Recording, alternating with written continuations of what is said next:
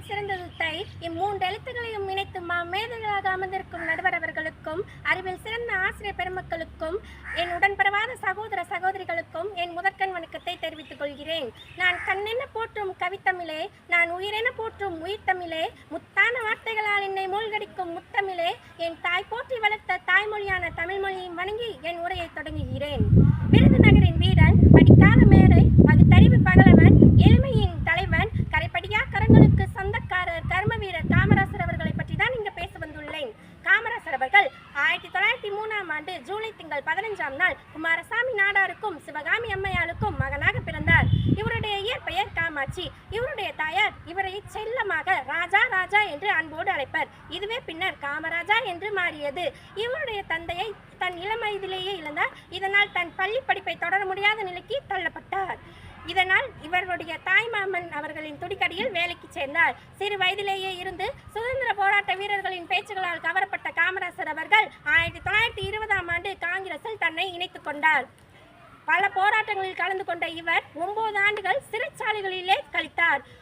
India சுதந்திரம் அடைந்த பிறகு 1953ஆம் ஆண்டு முதல் முறையாக முதலமைச்சராக பொறுப்பேற்றார். கற்கை நன்றே கற்கை நன்றே, பிச்சை புகினும் கற்கை நன்றே என்றார் ஔவையார். உங்களை பிச்சை எடுத்தாலும் கல்வி பயில வைப்பேன் என்று இவருக்கு முந்தைய ஆட்சிகளில் மூடப்பட்ட 6000 பள்ளிகளை புதிதாக திறந்து வைத்தார்.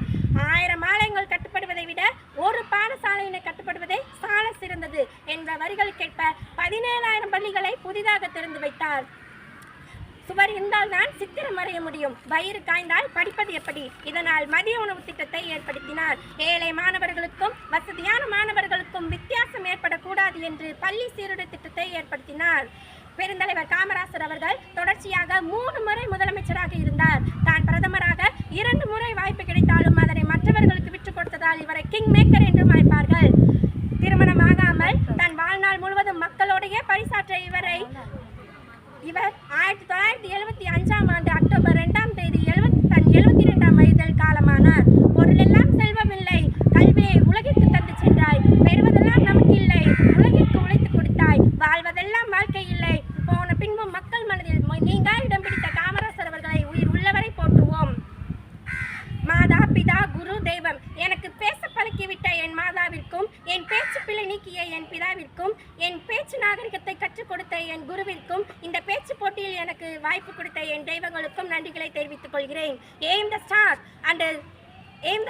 And shoot the tree. நட்சத்திரத்துக்கு குறிவை சுடுவது மரமாக இருந்தாலும் பரவாயில்லை என்பார்கள். குறிவைப்பதே முக்கியம். நான் நட்சத்திரத்துக்கு குறிவைத்தேன். சுட்டது மரமா இல்ல நட்சத்திரமா என்பது நடுவர்களுக்கு தெரியும். நட்சத்திரத்தை சுட முயற்சி செய்வேன், இல்லையேல் பயிற்சி செய்வேன். காலமோ சுருக்கம், கருத்தோ பெருக்கம். இதுக்கு மேல் நான் பேசினால் ஏற்படும் சுணக்கம். நான் பேசி முடிக்கிறேன். நன்றி, வணக்கம்.